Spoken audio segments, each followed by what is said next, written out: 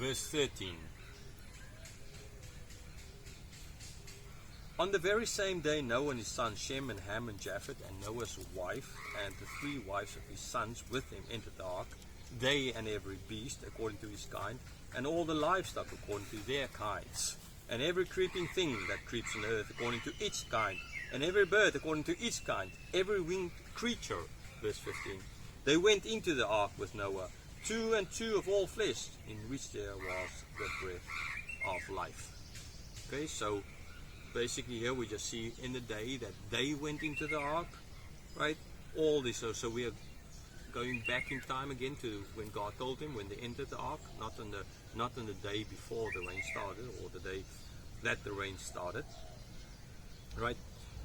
When they went, then all the animals went in as well, and again we see the focus on its own kind, okay, not evolution, their own kind, okay, and 2 of every flesh at least, okay, and yeah, they went into the ark the same day, so they all went together, kind of male and female. Verse 16. And those that entered, male and female of all flesh, went in as God commanded him, and the Lord shut him in. Again we see as God commanded, they went in as God commanded him. God commanded Noah, right, as God commanded Noah did. Already the 3rd time at least in this chapter where we see this idea of God, Noah did as God commanded. Right, and then after that, God shut the door from the outside. Okay, now if God didn't shut the door, sealed it from the outside, then at the first rains, the ark would have just tipped over, sank, and all of it is done. Okay, so Noah, for all these good deeds and everything, would not have been able to save himself. This is what some people sometimes think, and they say that Noah was righteous, and so his righteousness saved him. And I already explained that in an earlier video, that if that was true, if Noah with these deeds could save himself, and his righteousness was enough to save himself, then God is evil, because God could have just killed all the Adams up to Noah and all the people up to Noah, just as he's going to do here actually, and just put Noah there and then let Noah do it, because Noah could then save the people, and we've already seen that that's not going to happen, okay, because Noah is a sinner and Noah is going to sin. Okay, so none is righteous. Noah is not righteous in general either. We've all sinned. Noah sinned as well, not only after the flood but before the flood as well.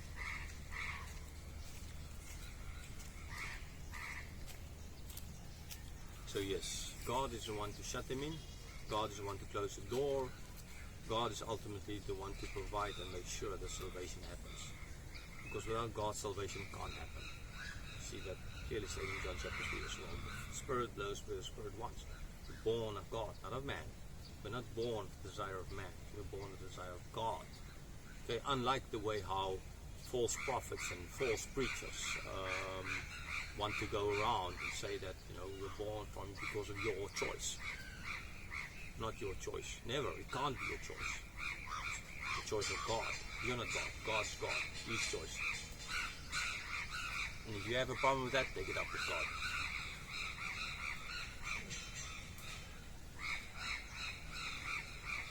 Verse 17.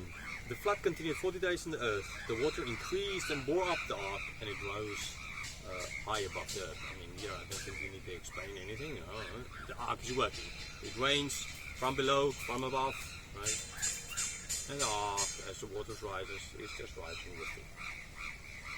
Verse 18. The waters prevailed and increased greatly on the earth, and the ark floated on the face of the waters. Again, nothing really to explain. More water. Ark went higher, higher, higher, and it's above the waters, right? It's not under. It's not a submarine. Okay, because a boat of wood under the water, this kind of pressure, sure, will be pushed in and destroyed. Right? It's under the water. Okay, verse 19. And the waters prevailed so mightily on the earth that all the high mountains under the whole heaven were covered. Okay, so lots of water. Already spoke about it. All the high mountains covered. Again, we don't know how high the mountains were at that stage when this happened. Verse 20. The waters prevailed above the mountains, covering them 15 cubits deep. Okay, 15 cubits is about just under 6 meters, around 6.75 meters.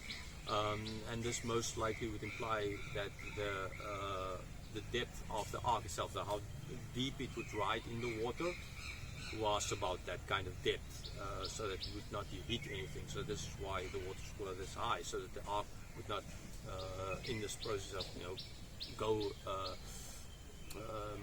being shipwrecked. Because what's the point being shipwrecked? Whereas just imagine now the ark is shipwrecked. It's deeper than that, and then I mean the bottom of the ark scraping against the mountain top, hitting it, and waves. There would have been waves breaking the thing apart, and they all die. Right? So in other words, it makes sense that the water had to be high enough so that this could not happen to the ark, so it won't be shipwrecked somewhere while all this water is on, while it's still raining.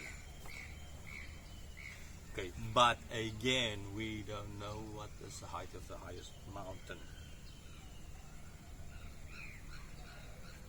Okay, verse 21. And all flesh died that moved on the earth, birds, livestock, beasts, all swarming creatures that swarm on the earth, and all mankind. Alright?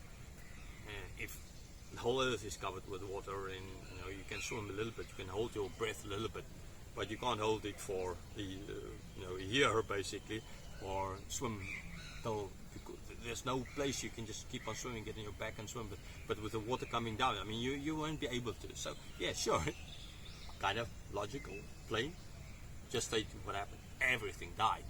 What's left is the people and the animals in the ark, nothing more. Yeah, understandably the fish in the waters, right? Because fish can survive. Okay.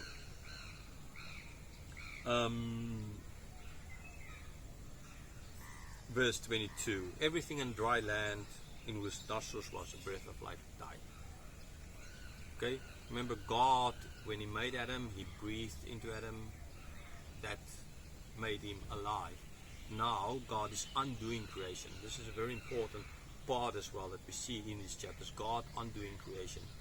Right? Before creation, the waters were covered, the earth was covered in water. Right? And there's chaos everywhere. Here, then God, out of this, made order. He made everything. Here, God is sending water again to cover the whole earth. Like there in Genesis, like it was there before. That is as well why I believe it was a worldwide flood and not just a local kind of a flood. And so God undid what He did before. He undid His creation. He brought everything back to that original state of disorder, water covering the whole earth, and everything dead. Okay, with the understandably a little difference here is the fact that there are animals and people alive on the ark. Okay, that was not in the original creation like that. Okay, but God is showing through this, and Moses, while writing on this, is showing through this that God is recreating.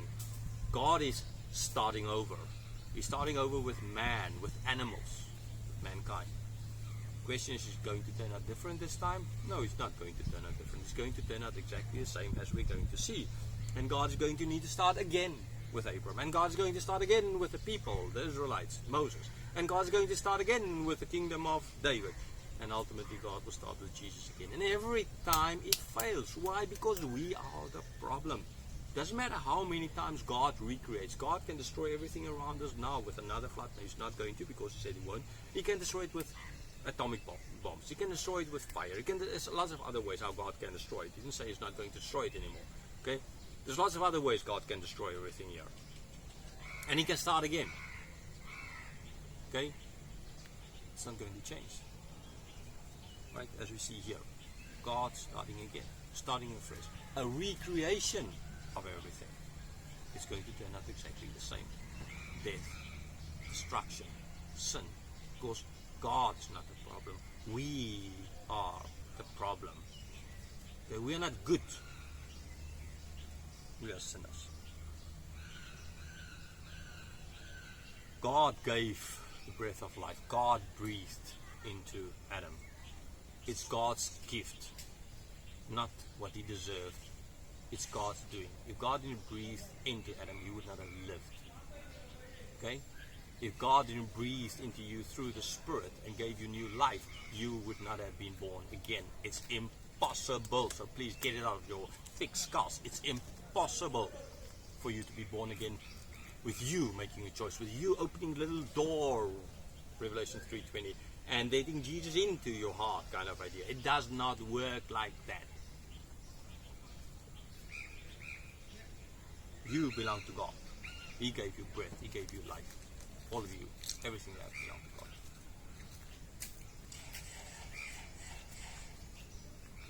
Okay, verse 23.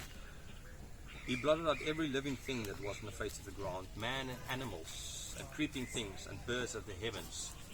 They were blotted out from the earth. Only Noah was left, and those who were with him in the ark. And the waters prevailed on the earth 150 days. Okay, so again, God blotted out everything. God made everything. We belong to God. God has the right to blot out everything. Again, human, if you think, where's God? Why does God allow for this people to die, those people to die? Why does God allow for this? We belong to God. We are God's. He can do with us what He wants. By the grace of God, because of who He is, He doesn't do with us just what and He doesn't give us what we deserve. He sent His Son to die for us, right? That is God. But don't forget that He is the potter. We are the pot. We are the clay. He can make out of us what He wants to make out of us. So for 150 days, water on the earth. And that is that. You will see how the story continues. Okay, so what the conclusions we can draw from chapter 7? Right? Humanity didn't deserve life. Humanity didn't deserve a second chance. Noah didn't deserve it. No one deserved a second chance. No one deserves a second chance. But it's the grace of God. God alone. His grace alone. Solo Deo gratia. Right?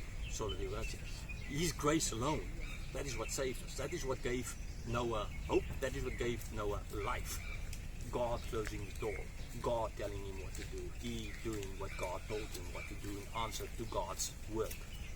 Right? Not in answer to his works, in answer to God's work. He did as God told him. Okay? So it starts with God. It ends with God closing the door. God protecting, God saving. And through the ark, which will ultimately be the symbol of the cross, or become like a cross. In the ark, they were saved. In the cross, we are saved. The symbol of our salvation.